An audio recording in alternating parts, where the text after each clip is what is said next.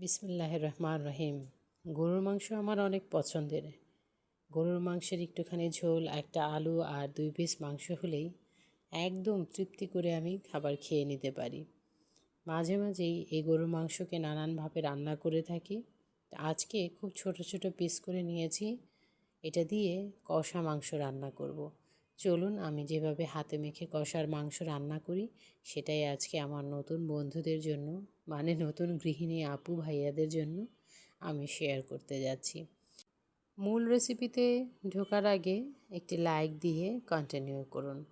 আর যদি আপনি নতুন হয়ে থাকেন তাহলে সাবস্ক্রাইব করে লাইক দিয়ে বেল বাটনের পাশে থাকা অল অপশনটিকে সিলেক্ট করে নিন। এতে করে আমি যখনই ভিডিও দেব আপনার কাছে নোটিফিকেশন পৌঁছে যাবে। আপনি প্রথমেই এইরকম মজার মজার রান্নাবান্না দেখে নিতে পারবেন। আর ভালো লাগলে আপনার বন্ধু এবং পরিবারের সঙ্গে শেয়ার করে দিতে পারেন রেসিপিটি। গরু মাংসগুলো ছোট ছোট টুকরো করে আমি কেটে নিয়েছি। কেটে ধুয়ে পানি ঝরিয়ে নিয়েছি আর পেঁয়াজ কুচি দিয়ে দিয়েছি সাথে। এখন হরেক রকমের গরম মশলা, দারচিনি, এলাচি, স্টার অ্যানিস, গোলমরিচ, লং, কাজু বাদাম সব কিছু দিয়ে, তেজপাতা, হলুদ গুঁড়ো দিয়ে দিচ্ছি। আস্ত গরম মশলাগুলো দিয়েছি। এখন সাথে হলুদ গুঁড়ো, তারপর মরিচ গুঁড়ো দিয়েছি। মরিচ গুঁড়ো একটু বেশিই দিচ্ছি, কেননা মরিচ গুঁড়ো বেশি দিলে ঝাল হবে, ঝাল ঝাল খেতে বেশ ভালো লাগে এই মাংস কষাটা। লবণ সব দিয়ে দিলাম।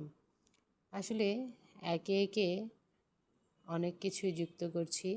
এবার হলো গরম মশলার গুঁড়ো বেশ খানিকটা, আর একটুখানি হাফ চামচ চিনি দিয়ে দিলাম। এতে করে মাংসের কালারটা কিন্তু অনেক সুন্দর হয়। সাথে নিয়ে নিচ্ছি আদা পেস্ট। চিনি দেওয়াতে মাংসের কালারটা সুন্দর হয় এবং সবগুলো মশলার স্বাদ কিন্তু মাংসের সঙ্গে মিলেমিশে অনেক টেস্টি হয় রান্নাটা। রসুন পেস্ট দিয়ে দিয়েছি, রসুনের সঙ্গে ধনে জিরে একসঙ্গে করে একটু পেস্ট করে নিয়েছিলাম। আর সরিষার তেল দিয়ে এটাকে এখন খুব ভালো করে হাতে ডলে ডলে মেখে নিব।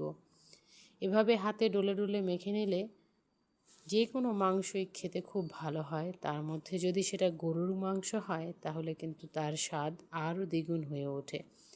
মাখতে মাখতে মাখার মধ্যেই অর্ধেকটা রান্নার মতো প্রায় হয়ে যায়, যেহেতু মাংসগুলো খুব ছোট ছোট করে পিস করা আছে।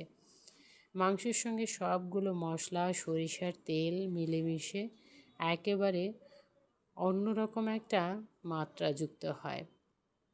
স্টার অ্যানিস, কালো এলাচ, জায়ফল, জয়ত্রী গুঁড়ো এগুলো গরম মশলার সঙ্গে দেয়া আছে, গুঁড়োর সঙ্গে। তাই ওটাকে আর আস্ত দেইনি, কারণ মাংসগুলো এত ছোট ছোট করে আমি পিস করেছি, যদিও ক্যামেরায় বেশি বড়ই দেখা যাচ্ছে। প্রায় মানে 1 ইঞ্চির মতো করে ছোট্ট পাতলা পাতলা করে কেটেছি। তো বেশি করে জায়ফল আর জয়ত্রী দিলে মাংসগুলো গলে যাওয়ার সম্ভাবনা আছে। এই জন্য ওই গুঁড়ো মশলার সঙ্গে যা দিয়েছি অতটুকুই, বেশি জায়ফল জয়ত্রী দেইনি। টমেটো দিয়ে দিলাম ফ্রোজেন করা, তারপর মেখে ঝুঁকে ঢেকে বসিয়ে কষিয়ে কষিয়ে এটাকে অনেকক্ষণ রান্না করে নিব। এই তো দেখুন অনেকটাই পানি চলে এসেছে। কষিয়ে কষিয়ে বলছি এজন্য, কারণ অল্প ফ্লেমে একটু ঢাকা দিয়ে রান্না করলে মাংস থেকে পানি ছেড়ে দেয়। আর সাথে যেহেতু টমেটো দিয়েছি, চিনি, লবণ আছে, পেঁয়াজ আছে, আদা রসুন পেস্ট, এগুলো সব মিলেমিশে কিন্তু বেশ খানিকটা পানি বেরিয়ে আসে। তো যখন একটু এটার উপরে নাড়তে নাড়তে মাংসগুলো কালারটা চেঞ্জ হয়ে যাবে, টমেটোটা গলে যাবে, তখন আমি যুক্ত করে দিব। আচ্ছা, কি যুক্ত করে দিব দেখতে থাকুন। এখন পর্যন্ত দেখানো কোনো অংশ যদি ভালো লেগে যায় তাহলে ছোট্ট একটা লাইক দিয়ে সাবস্ক্রাইব করে শেষ পর্যন্ত কন্টিনিউ করুন।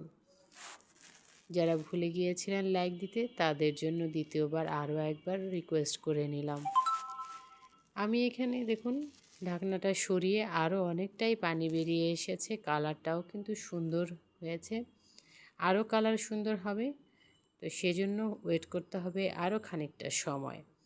টমেটোটা পুরোপুরি গলে গেলে তারপর ভালো করে ভুনা ভুনা করে নিব। টমেটো যখন গলে যাবে তখন এই তো টমেটো গলে গিয়েছে কিছুক্ষণ পর। এটা কিন্তু কিছুক্ষণ পরের দৃশ্য। কিছুক্ষণ পর টমেটো তারপর অন্যান্য সব মশলাগুলো একদম মিলেমিশে পানিটা শুকিয়ে এসেছে। এখন যুক্ত করে দিব খানিকটা ঝোলের পানি। এই তো অনেকটাই সিদ্ধ হয়ে গিয়েছে। আমি একটা কাঁটা চামচ দিয়ে টেস্ট করে নিলাম। আর আপনারা নিশ্চয়ই দেখে নিয়েছেন যে মাংসটা কতটা পাতলা এবং ছোট পিস করা আছে। কাঁটা চামচের আগার মানে ডগায় একটুখানি মাংস। তো এই দিক দিয়ে সব কষিয়ে নিয়েছি, লবণ দিয়েছি ঠিক মতো। আর এখন আলু দিয়ে আবারও খানিকটা কষিয়ে নেব। এই যে বলেছিলাম 2 টুকরো মাংস আর 1 টুকরো আলু হলে এরকম কষা কষা ঝোলের সঙ্গে এক প্লেট গরম ভাত আর কি চাই। রান্না করুন আর প্রিয়জনদের সঙ্গে বসে ভালো মুহূর্তগুলো উপভোগ করুন। আমি খুব নেড়েচেড়ে এগুলোকে একসঙ্গে মিশিয়ে দেব। প্যানের চারপাশে একটু ঝোল লেগেছিল, সেগুলোকে নামিয়ে দিলাম। কারণ এই ঝোলটাই কিন্তু অনেক স্বাদ ধরে রাখে। সব মশলা এই ঝোলের পানি, ঝোল কষা সব কিছুর সঙ্গে মিলেমিশে একাকার হয়ে আছে। তো ঢেকে দিলে আরও একটু কিছুক্ষণ, তারপর নামিয়ে নিলাম ঢাকনা। দেখুন কি সুন্দর এসেছে। আরও একটু পানি দিয়ে এটাকে আরও কিছুক্ষণ আবার কষিয়ে নেব। যখন কষিয়ে নেব তারপরে কিন্তু রান্নাটাই কমপ্লিট হয়ে যাবে। এখনও একটা জিনিস দেয়া বাকি আছে, বলুন তো কি? আচ্ছা, ঢেকে দিয়েছি তো রান্না হতে থাক।